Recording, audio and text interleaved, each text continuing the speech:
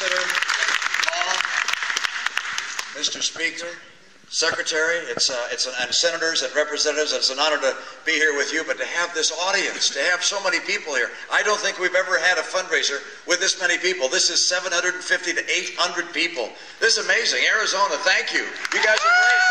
Wow.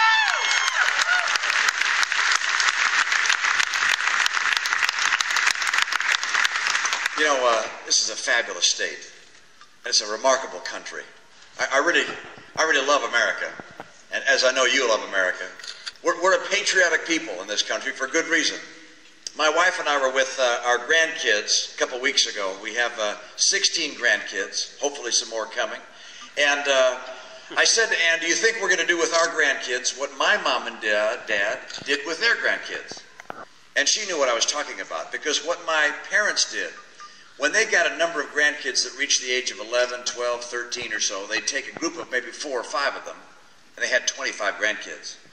They'd take a group of 4 or 5, put them in their Ford van, and drive across the American West from national park to national park.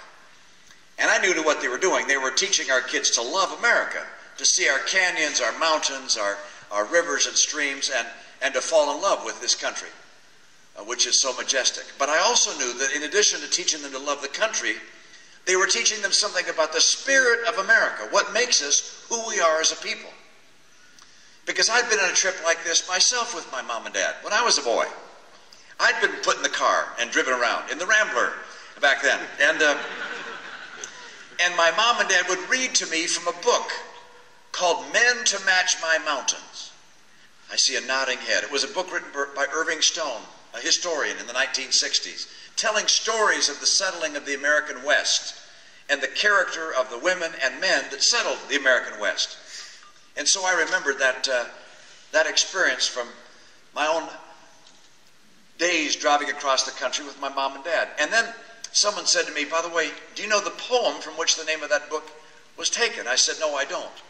It was a poem written by a New Hampshire poet in the 1800s. And the poem goes like this: bring me men to match my mountains. Bring me men to match my plains. Men with empires in their purpose and new eras in their brains. Empires in their purpose. He wasn't referring to conquering other countries. He was referring to empires of discovery and innovation. New eras. He believed that the men and women that would settle the American West would change the world. America has changed the world. The founders that crafted this country had brilliant innovations that changed the world. One was, instead of the government being the sovereign and the citizen being the servant, they flipped that. The citizen became the sovereign. The government became the servant.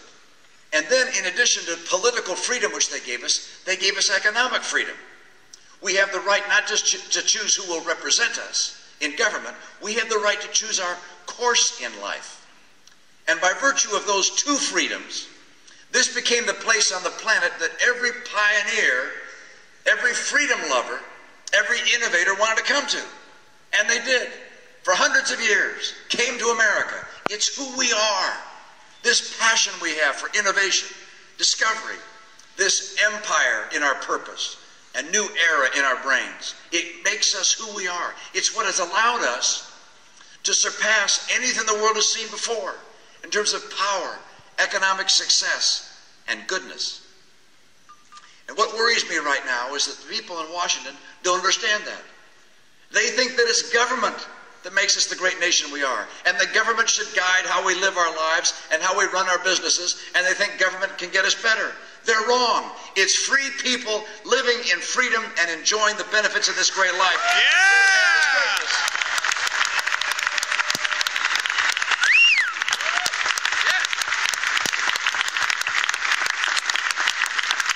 Now, we did kind of an unusual thing 4 years ago as a nation.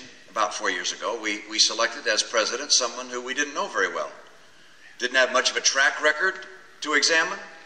Never had a job in the private sector, never balanced the books of an enterprise, never ran anything, never been a leader. And someone once asked, what would happen if you chose as president of the United States someone who had no experience? Now we know. And he hasn't done a real good job.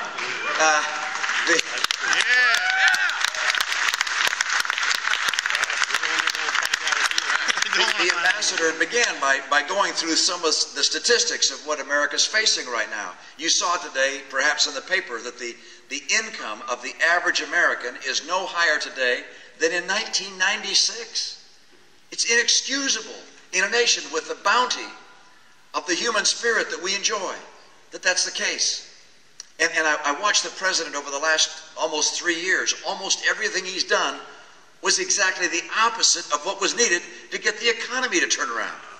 His Obamacare caused anybody in healthcare to pull back. His cap and trade policies, if you're in an energy world, you pull back. His card check and stacking the National Labor Relations Board with union stooges, that made businesses pull back. Dodd-Frank, financial regulatory reform, banks pulled back. At the time we needed people to step forward, taking risk and innovating, they pulled back.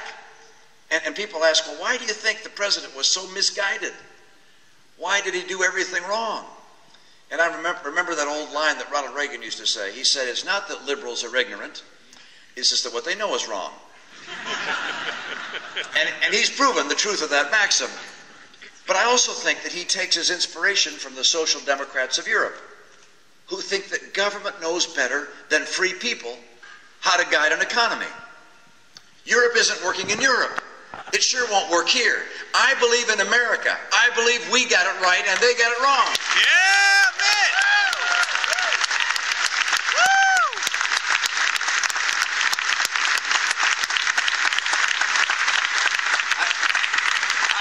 I believe in the freedom and opportunity that led to empires in our purpose and new eras in our brains. I believe in capitalism and free enterprise. There may be a few business people here. I don't think the president likes you very much. I love you.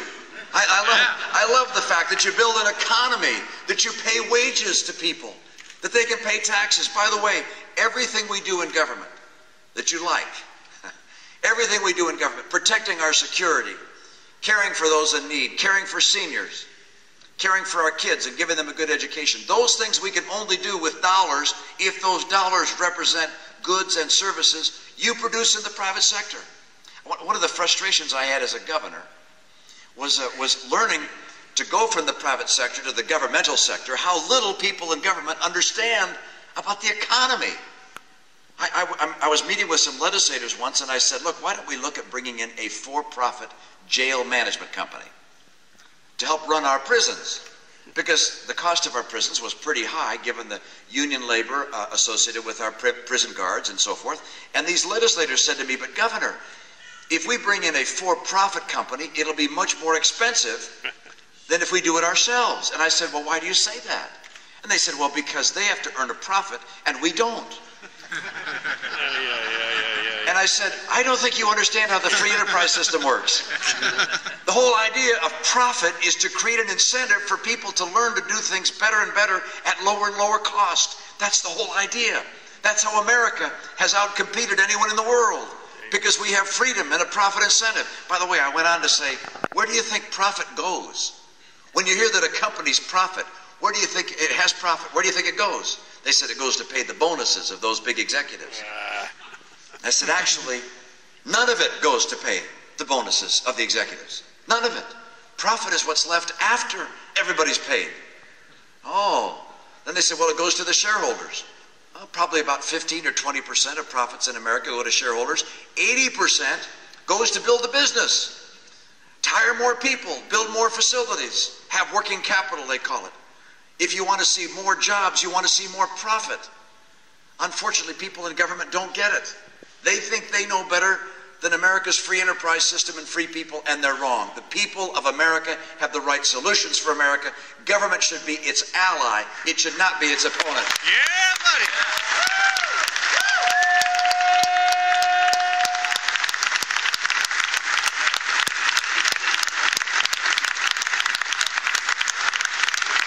Let me just mention something else. I'm overwhelmingly optimistic about the future of the country. Good. And you might say, well, what, the problems are extraordinary. And you know what they are. $14.5 trillion, almost the size of our total economy in debt. $62 trillion in promises made by government that are not funded in Medicare, Medicaid, and Social Security. Jihadists that want to kill us. Iran about to become nuclear. Russia, resurgence given their enormous energy resources. China, now becoming an emerging global power economically and soon militarily, already militarily. We face real challenges in the world. My optimism flows from my confidence in the American people, in the patriotism of our people, in our willingness to rise to the occasion regardless of the challenges we face. And I have seen it time and time again in small ways and big ways. I was in Afghanistan and Iraq in 2007, I believe was the year. And I went around with a couple of other governors. We were helicoptered from base to base. And I met with members of the Massachusetts National Guard and told them thank you for their service. And then after I'd been there for a while, I said, by the way, if you want me to call your home when I get back to Massachusetts, take out a piece of paper, write down your phone number and your sweetheart's name or your parents' name, and I'll call them when I get home and tell them you look fine. But by the time I left, I had 63 pieces of paper in my pocket, and I thought it's going to take a while to make all those calls. I got home the night before Memorial Day, and I thought I'll bang out 2 or 3 of these calls before the kids wake up and we have the Memorial Day holiday together. On the 3rd call, the woman who answered the phone said, "Oh, Governor Romney, I thought that might be you calling." And I said, what do you mean? And she said, well, you called a couple of wives this morning, and they emailed their husbands in the theater of war, and then they emailed their buddies throughout the National Guard saying you were calling, and then they emailed us, the wives and spouses, to say you'd be calling today. So I called 63 homes on Memorial Day, and I have to be honest, I was nervous about the calls, because this was before the surge was working. It was before we'd clearly been successful there. It was when actually the Vice President Joe Biden was saying we should divide the country in 3. It was when Harry Reid said that we'd failed in Iraq, and so I expected some of the people I spoke with to say, why is my loved one still there? Why can't they come home? In 63 calls, not one complaint. Not one complaint. And I would end the call by saying these words: on behalf of our country and on behalf of the Commonwealth of Massachusetts, I want to express my appreciation to you for the sacrifice your family is making and for the sacrifice your loved one is making for our country. And in every case, they would either interrupt or wait till I was finished and say roughly these words: "No, Governor, it's an honor to be able to sacrifice for the greatest nation on earth."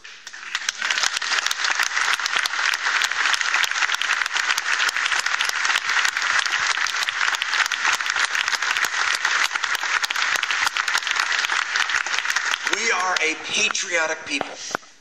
When JFK said, "Ask not what the country can do for you, but what you can do for the country," we thrilled to that.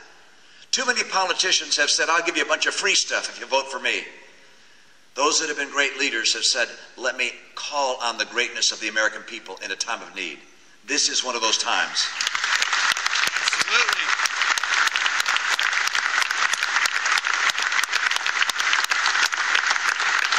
And so my optimism flows from a confidence in the American people.